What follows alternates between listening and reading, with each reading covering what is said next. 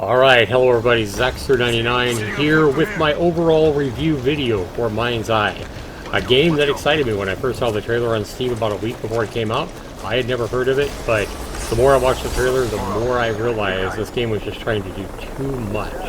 And I expected a massive dumpster fire, and when it launched, it was a massive dumpster fire. Content creators were really trashing this game, but as you can see, when the game starts here, the cinematics look really good. The cutscenes there, as you would, and some of the like motion capture and the facial emotions that show in these cutscenes is just beyond good. Like mind-blowing, actually. Really well done. So I think it's stuff like this. Look at the motion capture, the animations, the emotions in the faces. I think what that does when we play the game is it sets us up for these really high expectations of the game. Especially when the first cutscene is like, I think 10 or 12 minutes long. You can't do anything here except watch the story play out. And even here later in the game, look at the emotions between these two characters. I've been seeing things with my glitches. What do you mean seeing things? I mean, this stuff is like cinematic. This is better, drama and acting here, if you would, than what you'll see on Lifetime Movie Network. And I know how many ladies love that. But yeah, I'd rather watch this than most movies on Lifetime, not gonna lie. But the story, from what I've seen, is okay at best. Again, the motion capture, I believe this is meta-human faces from the Unreal Engine. Whatever it is, they've done a good job here. And it sets up our expectations for the game to be really good. The trailer set up our expectations for the game to be a big open world, third-person shooter that was just going to be phenomenal. And what happens here is when we watch all these really good cutscenes, if you would, that some of them last several minutes. All the way from the fridge. We're expecting the actual gameplay when we take control to be much better than what it is. The driving in the game, as we see here, is a lot of fun. I had fun driving these cars and these little buggies and stuff like that around and going 4x and going to these destination points. And as you see here, the dust coming up, as you see right here, crashing into cars, and right there, almost crashed right into the wall. That was super fun right there. And there's some fun elements in the driving aspects of this game. But unfortunately, the cutscenes and the driving is about all there is to praise about this game. The drones, you have a lot of your time is spent controlling these drones and trying to collect evidence or follow a certain car to, X or Y coordinate. And too much of your time is spent listening to this person that commands you the entire game, and she is beyond annoying. And the main reason she's beyond annoying is because if you get 2 inches off of where you're supposed to go, she starts yelling at you, "Get back on track, get back to what you need to be doing." But, even the drone stuff here is not that bad. It's not great, but, it can be a little bit of fun. But then we have the really bad, such as these robots here that do nothing. They don't even try to backhand you or anything like that. And when you shoot, as you see me shooting it here, you see the robot somehow stretching out, almost like a Stretch Armstrong toy or something. It's really dumb. The shooting mechanics leave so much to be desired. Playing with a controller, is what they recommend here, but it can be sometimes a little bit difficult with a controller for me, to put your pinpoint on the person. There's no auto aim or anything like that. So this would be a lot better with a mouse and keyboard, I feel like. But right here in the shooting mechanics, it's really dumb because the AI is really dumb. And instead of actually having a proper system where you can heal yourself with healing kits or craft healing kits or anything like that. You automatically heal in like 3 seconds. As you just saw there a minute ago, I was like half dead, but I just hide behind a wall and I'm automatically healed in like 3 seconds. Really, really dumb there. Just infuriating, really, really bad gameplay. And here you can go into the menu at any time and you can do these like a little drone races or vehicle races. And this is pretty much your open world, you know, do whatever you want kind of thing, because you can take away or get away. You could get away from the really linear story, and you can kind of do these little races, if you would, with vehicles or drones, or you can do these shootouts or whatever to kind of steer away from the linear game.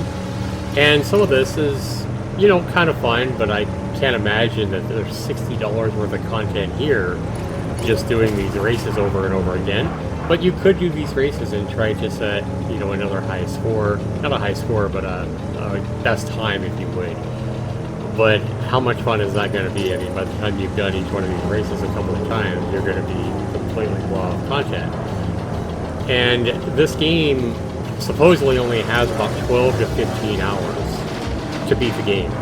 A $60 price tag, which that means you're working out to about $4 to $5 per hour of game time.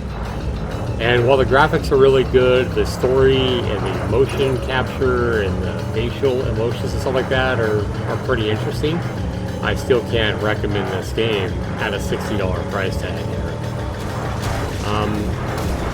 Here I'm just trying to crash through the cars. Some of the stuff can be fun at times, some of it can be infuriating, not gonna lie. The game overall ran pretty solid on my computer. This is the day after launch when this was recorded. I have a $1,600 computer that I just barely built, which sports a i7-14700K CPU, 64 gigabytes of DDR5 RAM, and I went cheap on the video card just because I didn't want to blow $800 or $1,000 on a video card, and I wanted to get my computer built, so I just purchased an NVIDIA 5060, basic 5060 with 8 gigabytes of onboard RAM, which kept my overall cost low on my PC build, but it seemed to handle this game really well. For the most part, I'm on medium to high settings. Like I have high settings on the, you know, the distance, the textures, things like that, and then all the other shadows and things like that are on medium. So medium and high, nothing ultra, but I was getting anywhere from 80 to 100 frames per second during the game, and then all the cutscenes are kind of locked in at 60 frames per second, which is fine. The problem with the game, guys, is while it's a little bit fun at times to play, and it's not nearly as bad as most of the content creators are making it out to be. Like, I know I heard Big Fry at the very start of his game saying it's the worst game he's played in many years. And Big Fry, I guess he's completely forgotten about the day before, which just came out about a year and a half ago. And this game is 10 times better than the day before it was a year and a half ago. I mean, there's no ifs, ands, or buts about it. So this is not the worst game to come out on Steam in many, many years, as like Big Fry tells you, and so many content creators try to make you believe this is the worst game to come out in the last 10 years. No, not even close. I guess these guys aren't playing all the indie miss games that I play, but the real problem is it's not worth 60 bucks. Like, I would probably pay $15, $20 for this just to play it and see the final story. I think it would probably be worth that kind of a price, maybe 20 bucks. Yeah, I'd probably give 20 bucks to play it. I think it would be worth that, but definitely not 60. And here you see I'm still just finishing up the race here, hitting these little targets to keep the race going. One infuriating thing about this game is anytime you get off course, or even these little things like this, if you don't hit the next target, you know, or if you're playing the main game and you get off track at all, it's going to say mission failed, and you're going to have to start over again. The game has no melee combat at all. So you can't walk up to enemies and just melee them as you would expect in any kind of a game like this. You can't jump. You can't, like, jump over short walls as you would expect, which is mind-boggling and super frustrating, and just massively disappointing for a game like this. So this game, to me, is a massive disappointment over the trailer that I saw a week before the game came out that makes the game look really, really good. And yeah, it is what I would expect, guys. It's just not worth it. So hopefully that's helped you out on making a decision about MindsEye. I do want to go ahead and thank you guys for watching. Be sure you comment down below. Be sure you rate this video. Worth 20 bucks in my opinion, but definitely not worth $60.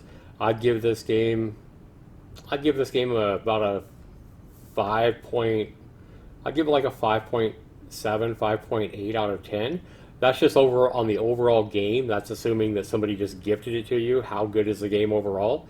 But if you're buying the game and you're paying full price at 60 bucks, then the value is going to go way down, and I'm going to knock the game to barely a 3 out of 10, which means that this game just barely misses my miss series, but it is a little bit better than most of my miss games, but the high price almost puts it down there at a miss game.